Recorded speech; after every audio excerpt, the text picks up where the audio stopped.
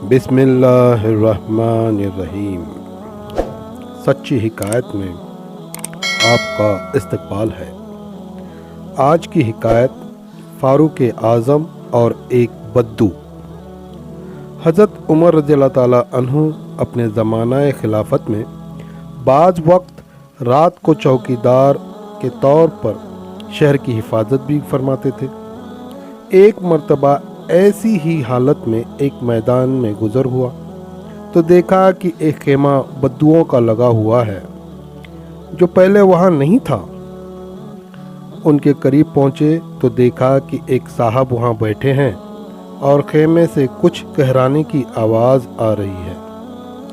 सलाम करके उन साहब के पास बैठ गए। पूछा, तुम कौन हो? उन्होंने कहा, एक मुसाफिर हूँ, जंगल का रहने वाला हूँ। अमीरुल मोमिनीन के सामने कुछ अपनी ज़रूरत पेश करके मदद चाहने वास्ते आया हूँ।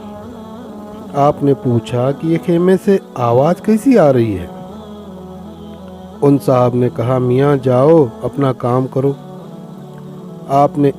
आपने इसरार फरमाया कि नहीं, बता दो, कुछ तकलीफ़ की आवाज़ है।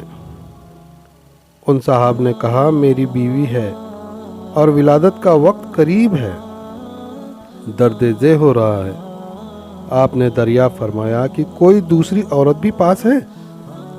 उन्होंने कहा, कोई नहीं। आप वहाँ से उठे और अपने मकान में तशरीफ़ ले गए।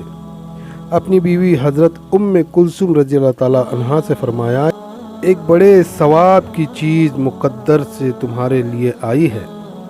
उन्होंने पूछा, क्या है? फरमाया, एक गांव के रहने वाले बेचारी तन्हा है, उसको दर्द ज़े हो रहा है। उन्होंने कहा, हाँ, आपकी सलाह है तो मैं तैयार हूँ। हज़रत उमर ने फरमाया कि विलादत के वक्त जिन चीज़ों की ज़रूरत पड़ती हो, तेल गुड़ वगैरह ले लो।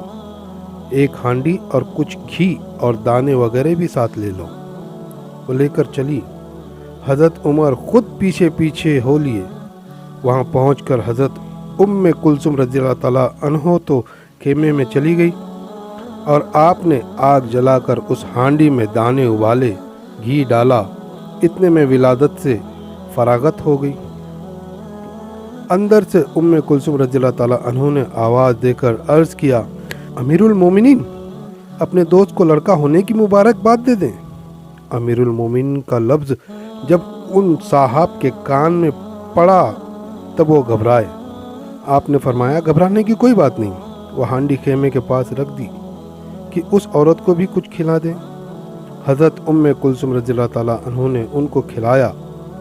उसके बाद हांडी बाहर दे दी। हज़रत उमर रज़ियल्लाहु ताला अन्हु ने उस बद्दू से कहा, लो तुम भी खाओ। रात भर तुम्हारी जागने में गुजर गई। के बाद अहलिया को साथ लेकर घर तशरीफ़ लाए। उन साहब से फरमाया कि कल आना, तुम्हारे लिए इंतज़ाम कर दिया जाएगा। सबक: कौम का सरदार कौम का खादिम होता है।